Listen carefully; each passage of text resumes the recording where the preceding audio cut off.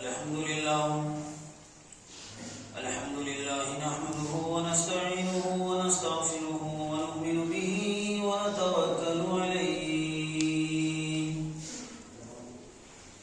ونعوذ بالله من شرور أنفسنا ومن سيئات أعمالنا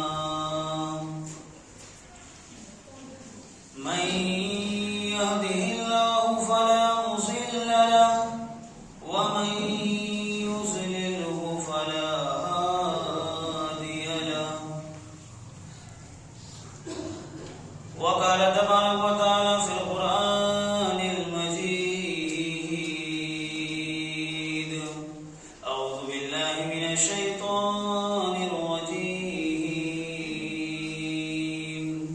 بسم الله الرحمن الرحيم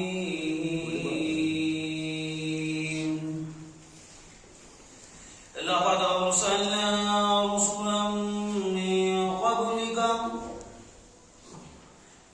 وجعلنا لهم أزواجا وذرية أو كما قال تبارك وتعالى في القرآن المجيد عن عائشة رضي الله تعالى عنها قالت قال النبي صلى الله عليه وسلم إن عذاب النكاح بركة وأيسره مؤونة وفي رواية أخرى أيسره مؤونة أو كما قال النبي صلى الله عليه وسلم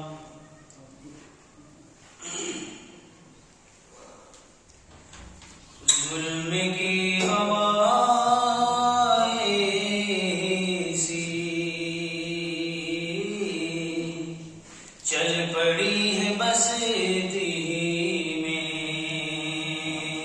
ہاں ظلم کی ہوائیں سی چل پڑی ہے بستی میں ہاں ظلم کی ہوائیں سی چل پڑی ہے بستی میں ارے شادیاں نہیں ہوتی ہاں شادیاں نہیں ہوتی یارو آج سستی میں ہاں شادیاں نہیں ہوتی یارو آج سستی میں مصطفیٰ کی سنت کو عام تم کرو لوگو ہم مصطفیٰ کی سنت کو عام تم کرو لوگو ہم مصطفیٰ کی سنت کو عام تم کرو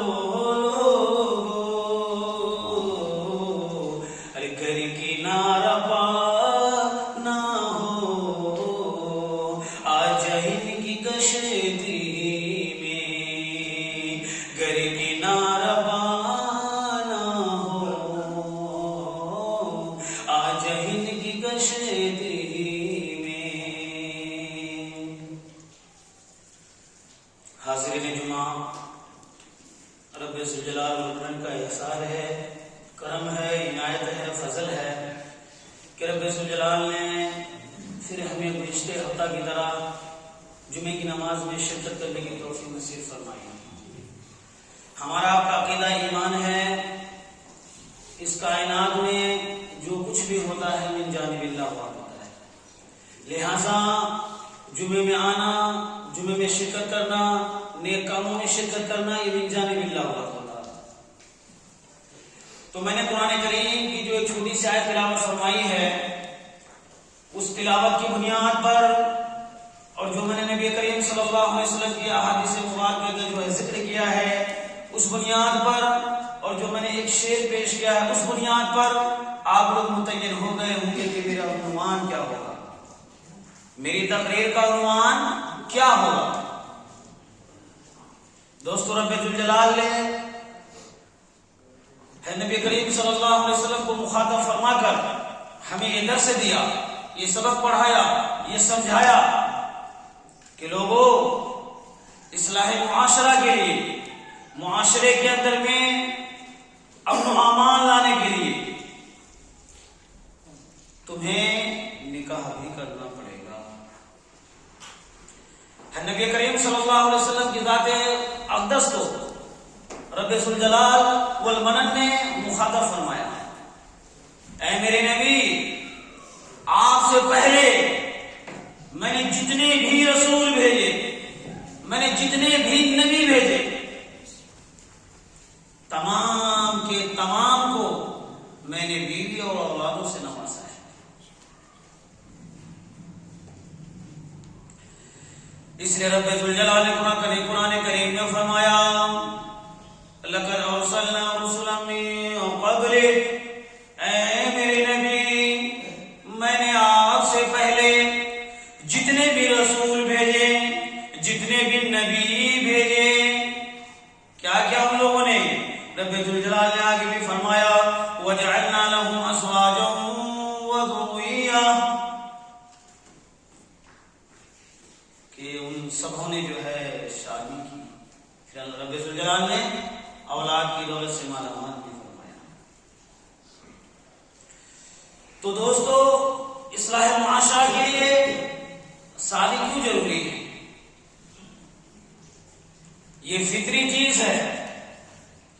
رب ذوالجلال نے حضرت آدم علیہ السلام کو جب جنت سے دنیا کے اندر اتارا،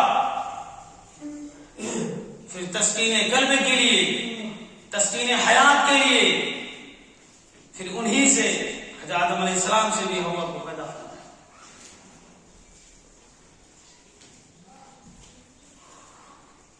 حضرت نبی کریم صلی اللہ علیہ وسلم نے بھی اپنے احادیث مبارکہ میں یہ بات بتائی، ہم سب کو یہ سبق دیا ہے، ایمان والو تم شادی کو آسان کر دو، شادی کو آسان کرو، اپنی عزت و شہرت کے لیے ظالم نہ بن جاؤ۔ یہ ظالم میں اپنی طرف سے کر رہا ہوں، میں اس کو بھی سمجھاؤں گا۔ مطلب رب ذوالجلال نے اگر مجھے طاقت دی ہے، پیسے دیے ہیں، مال و دولت سے سرفراز فرمایا ہے، اس کا یہ مطلب نہیں ہوگا کہ ہم اپنے پڑوس میں رہنے والے کا خیال نہ کریں۔ مان لیجئے، سپورٹ کر لیجئے، رب ذوالجلال نے آپ کو دولت عطا فرمائی ہے، اب اس کا مطلب یہ نہیں ہوگا کہ اپنی بیٹی کی شادی میں، اپنی بہن کی شادی میں آپ مرسیڈیز دیں۔ اب جو غریب بیچارے ہوں گے، جو نارمل لوگ ہوں گے، جو مڈل کلاس کے لوگ ہیں، ان کا کیا ہوگا؟ جب ان کی بیٹیوں کی باری آئے گی، جب ان کی بہنوں کی باری آئے گی، پھر ڈیمانڈ ہوگا کہ بھائی انہوں نے شادی کرائی تھی، آپ کے پڑوس میں ہی تو شادی ہوئی ہے گزشتہ، انہوں نے تو مرسیڈیز کار دی، اور آپ اس سے کم تر کوئی اچھی سی جو ہے گاڑی نہیں دے سکتے، اس سے اعتبار سے آپ شادی۔ لہذا میرے نبی کریم صلی اللہ علیہ وسلم نے فرمایا، او ایمان والو، او کلمہ والو، او قرآن والو، او حدیث والو، ذرا کان کھول کر سن لو، بہترین شادی وہ شادی ہے، برکت والی شادی وہ شادی ہے جس میں آسانیاں ہو۔ اب آپ کے ذہن میں سوال ہوگا، آپ کیا کہہ رہے ہیں؟ شادی کرنے میں کوئی دقت، کوئی پریشانی ہوتی ہے؟ اگر کہیں شادی کی محفل لگتی ہے تو وہاں دادا بھی یہ سوچنے لگتا ہے کاش کہ میری شادی ہوتی۔ شادی کی محفل ایک ایسی محفل ہوتی ہے، اگر پوتے کی شادی کی محفل میں اگر دادا بیٹھا ہے تو دادا بھی سوچنے لگتا ہے کاش کہ اس وقت میری شادی ہوتی۔ تو صاحب ٹینشن کا ہی ہو، ٹینشن کیوں ہو رہی ہے؟ تکلیف کیوں ہے؟ میرے نبی نے آسان کیوں کہا ہے؟ اس کا مطلب یہ ہے ہم شہرت کی بنیاد پر، شہرت کے لیے اور جعلی عزت کے لیے کبھی بینڈ بازے کرتے ہیں، اور جہاں کم سے کم خرچے میں شادی ہو جاتی وہاں ہم لاکھوں کروڑوں اڑا دیتے ہیں۔ ان چیزوں سے گریز کرنے کو میرے نبی نے شادی کے اندر آسانی کرنے کو کہا ہے۔ اس سے فائدہ یہ ہوگا جو آپ کے پڑوس میں بیچارہ غریب ہے، وہ نارمل ہے، اس کی حیثیت اتنی نہیں ہے جتنی آپ کی ہے. آپ کو اللہ نے دولت سے نوازا ہے، آپ نے اپنے بینک اکاؤنٹ سے نکالا اور آپ نے اڑا دیا. اب جو بیچارے روزانہ کماتے اور کھاتے ہیں ان کے لیے آپ درد سر بن گئے، گویا کہ ظالم بن گئے. اس لیے میرے نبی نے فرمایا، اور شادی کی بہت فضیلتیں قرآن حدیث میں آئی.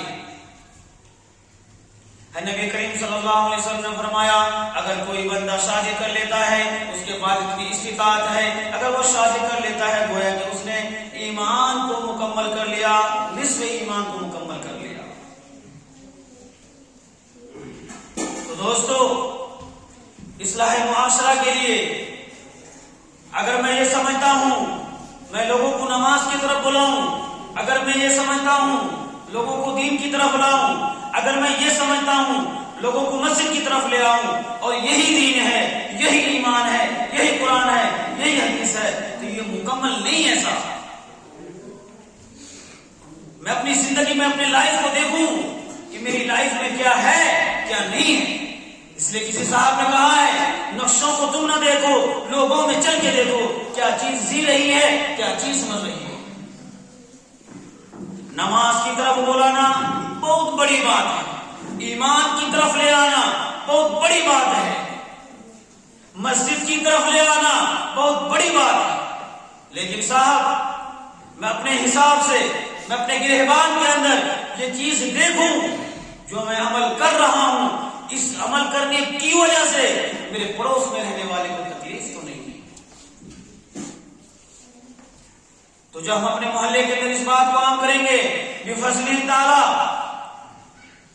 یہ بات میں بڑے ایسا نہیں کہ میری شادی میں خرچہ نہیں ہونا تھا، اگر میں گھر والوں کی بات پر رہتا، اگر میں اپنے فیملی کے حساب سے سوچتا تو میری شادی میں بھی تقریباً 3-4 لاکھ روپے تو خرچے ہو ہی جاتے.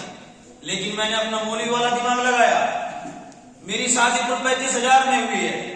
آپ کو یقین نہیں آتا ہوگا، کل 35,000 میں. کب؟ 2020 میں 26 دسمبر 2019 کو میری شادی ہوئی. مطلب یہ ہوا اگر میں چاہوں، اگر ہم سب چاہیں تو ہماری شادیاں آسان ہو سکتی ہیں. لیکن اگر میں چاہوں ہی نہ، میں غور ہی نہ کروں، میں توجہ ہی نہ دوں تو دوستو یہ پوسیبل نہیں ہے.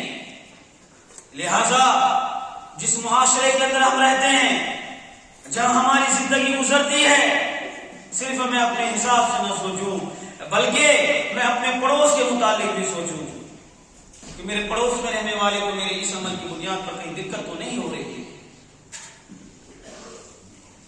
میرے نبی نے یہ بھی کہا اس موضوع سے جو ہٹ کر ہے، مسلمان تو وہ ہے جن کے ہاتھ سے، جن کی زبان سے دوسرے مسلمان محفوظ رہے. اب اس میں عمل بھی آ جائے گا. اگر میں پیسے کی پاور کی وجہ سے، پیسے کی طاقت کی وجہ سے اگر میں دھوم دھام سے شادی کرتا ہوں، جہاں 200-250 گھر میں دعوت دینی تھی یا جہاں 2-4 لوگوں کو بلانا تھا، وہاں میں نے ایک بڑی جماعت لا کے کھڑی کر دی. کیوں؟ لوگ کہیں گے فلاں صاحب نے کیا شادی کری تھی. یہ بات اتفاق ہے. اسی گاؤں کے اندر 1985 میں میرے والد محترم 1985 میں 25 گاڑی سے گئے تھے، اور اسی گاؤں میں جب میری برات گئی تھی تو بالکل 1 گاڑی گئی تھی. میں نے نہاری گاؤں میں میری شادی ہوئی. لیکن دوستو یہ اپنے حساب سے کرنا پڑتا ہے. اگر میں گھر والے کے اعتبار سے رہتا، اگر میں ان کے حساب سے سوچتا تو میری بھی شادی میں بہت خرچہ آ جاتا. لیکن میں نے سوچا اگر میں ہی، میری ہی شادی اگر ایسی ہو جو سماج میں جیسا بھی ہو، اگر عالم دین ہے، عالم قرآن ہے، تو لوگوں کے لیے آئیڈیل ہوا کرتا ہے. تو دوستو اگر میں کوشش کروں اور آپ کوشش کریں، مجھے امید ہے، کبھی امید ہے کہ ہماری شادی سمپل ہو سکتی ہے. اور اس سے جو غربا لوگ ہیں، جو مڈل کلاس کے لوگ ہیں، انشاءاللہ ان کی دقتیں کم ہو جائیں گی. میرے پیسے کی وجہ سے دوسروں کو دقت کا سامنا کرنا پڑتا ہے. تو میں نبی کریم صلی اللہ علیہ وسلم کی اس حدیث کے بنیاد پر کہتا ہوں، اور ایمان والوں اپنی شادیوں کو آسان کیا کرو. شادی کرنے سے پہلے پورے محلے بیٹھ جایا کریں اور کمیٹی کریں کہ بھائی یہ جو عمل ہونے جا رہا ہے نبی کریم صلی اللہ علیہ وسلم کی سنت پر جو عمل ہونے والا ہے تو ہم اس کو کس اعتبار سے سنت پر برقرار رکھیں. میرے نبی نے فضول خرچی سے منع فرمایا ہے, قرآن نے فضول خرچی سے منع فرمایا ہے, لیکن میں اپنے نام و نمود کے لیے, میں نے اپنی شہرت کے لیے اور جانی عزت کے لیے میں ان تمام چیزوں کو بالائے طاق رکھ دیتا ہوں. تو دوستو رب ذوالجلال نے عقل سلیم دی ہے, جہاں اپنی زندگی کو دیکھتے ہیں وہاں اپنے بھائیوں کی زندگی کو بھی دیکھیں. اس لیے صاحب نے کہا تھا, میں اس کو کہہ کے میں اپنی بات ختم کر دیتا ہوں, ثواب کم ہے زیادہ گناہ گاری ہے, ثواب کم ہے زیادہ گناہ گاری ہے, یہی سبب ہے دعا بے اثر ہماری ہے. امیر ذات مکان غریب زادی پر, امیر ذات مکان غریب زادی پر جہیز مانگ رہا ہے عجب بھکاری ہے پسنا موت کی چکی میں ایک دن سب کو. اگر آج میری بیٹی کی شادی ہے کل آپ کی بیٹی کی شادی ہوگی, اس لیے کہا ہے کہ ہے پسنا موت کی چکی میں ایک دن سب کو, اگر ہے آج میری کل تمہاری باری ہے, اگر ہے آج میری کل تمہاری باری ہے. اللہ تعالی ہم سبھی کو شادیوں کے اندر آسانی کرنے کی توفیق نصیب فرمائے اور سماج اور معاشرے کے حساب سے ہم سب کو غور و فکر کرنے کی توفیق نصیب فرمائے. آمین یا رب العالمین. جن حضرات کی سنتیں باقی ہیں وہ اپنی سنتوں سے فارغ ہو جائیں.